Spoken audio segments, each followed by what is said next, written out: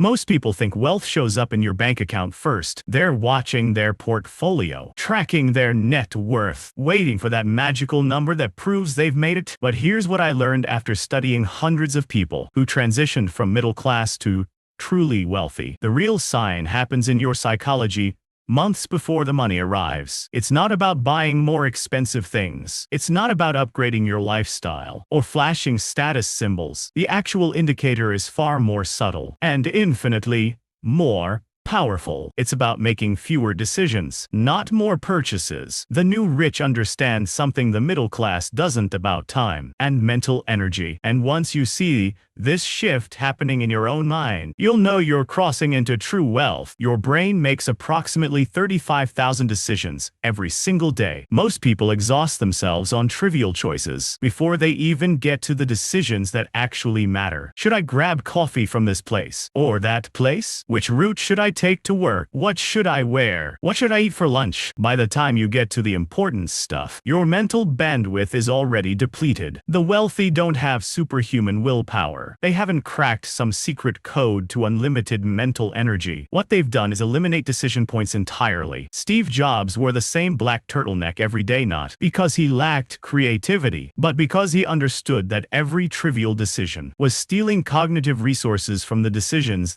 that could change his life. This is where the identity shift begins. You stop asking, can I afford that? And start asking, is this worth my mental bandwidth? It's a fundamental rewiring of how you evaluate everything in your life. When a recurring problem shows up, instead of muscling through it again, you immediately think, how do I never have to deal with this again? I remember the exact moment this clicked for me. I was standing in the grocery store, frustrated about meal planning for the 20th time that month. Instead of pushing through and making another meal plan I'd probably abandon, I hired a meal delivery service that same day. Not because I was lazy, but because I realized I was spending mental energy on a problem that could be solved with money. That's when you know the shift is happening. You start paying to avoid decisions rather than to acquire things. Automation becomes your default response to recurring problems. You stop optimizing for saving money and start optimizing for saving cognitive load. The middle-class mindset says, I can figure this out myself and save some money. The new rich mindset says, how do I never have to think about this again? It's not about being wasteful with money. It's about being strategic with attention. You'll notice this shift in small ways. First, you'll subscribe to services that eliminate routine decisions. You'll hire people to handle tasks that drain your energy. You'll invest in systems that think for you. Each decision you eliminate creates space for the decisions that actually build wealth. The beautiful thing about this exodus from decision fatigue is that it compounds. Every decision you remove gives you more mental capacity for the next level of decisions. You move from deciding what to eat to deciding which business opportunities to pursue, from choosing which bills to pay to choosing which investments to make. The quality of your decisions improves because you're not operating from a depleted state. Most people think they need more willpower. What you actually need is fewer decisions. When you start recognizing the difference, you're already becoming rich in the way that matters most. You're becoming rich in time and mental freedom. Here's where the real transformation happens. The middle class trades time for money. They clock in, they clock out. They measure their worth by hours worked and paychecks earned. But the new rich have flipped this equation entirely. They trade money for time. And this psychological flip changes everything. The moment you start valuing your hour more than the cost of delegation, you've crossed a threshold most people never reach. It's not about having endless money to throw around. It's about recognizing that your time has become your most valuable asset, and you're willing to protect it like the finite resource it actually is. Real wealth isn't having money sitting in an account. Real wealth is having the freedom to say no without financial consequence. When someone asks you to do something that doesn't align with your priorities, you don't have to calculate whether you can afford to turn it down. You can simply choose based on what serves your highest goals. This shift shows up in how you evaluate opportunities. Instead of asking, what might I gain from this, you start asking, what do I have to give up? Every yes becomes a strategic decision because you understand that saying yes to one thing means saying no to everything else you could be doing with that time. I call this the anti-goal mindset. You start defining wealth not by what you want to achieve, but by what you refuse to do. You refuse to sit in traffic when you could work from home. You refuse to spend weekends on household tasks when you could hire help. You refuse to attend meetings that could have been emails. Each refusal is a declaration of your time's sovereignty. Strategic subtraction becomes more valuable than addition. While everyone else is trying to do more, you're focused on doing less, but with exponentially greater impact. You're not trying to fill every hour. You're trying to make every hour count towards something that matters. Your identity shifts from productive person to strategically selective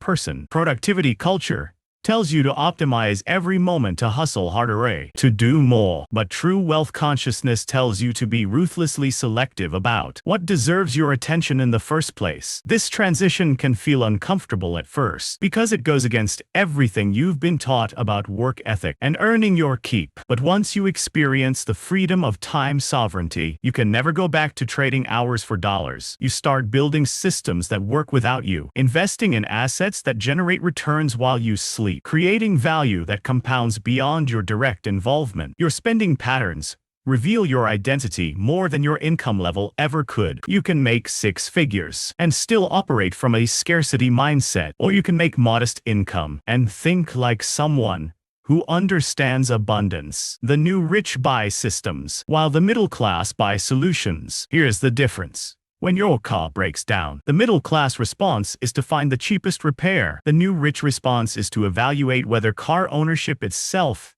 makes sense, or whether a combination of ride-sharing, car services, and occasional rentals would eliminate the entire category of car problems from their life. The moment you start investing in things that think for you, rather than things that impress others, you've made the breakthrough. You're not buying a fancy watch to signal status. You're buying software that automates your invoicing. You're not upgrading your kitchen to show off. You're hiring a cleaning service so you never have to think about housework again. The question changes from, can I afford this, to does this align with who I'm becoming? Every purchase gets evaluated against your future self. Will the person I'm becoming 6 years from now thank me for this decision? Does this move me closer to or further from the life I'm building? This is what I call the 6-year time frame. Most people make decisions based on immediate circumstances. The new rich make decisions based on compound effects. They're not asking whether they can afford something today. They're asking whether this decision serves the person they're becoming over the next 6 years. Identity homeostasis breaks during this phase. For years,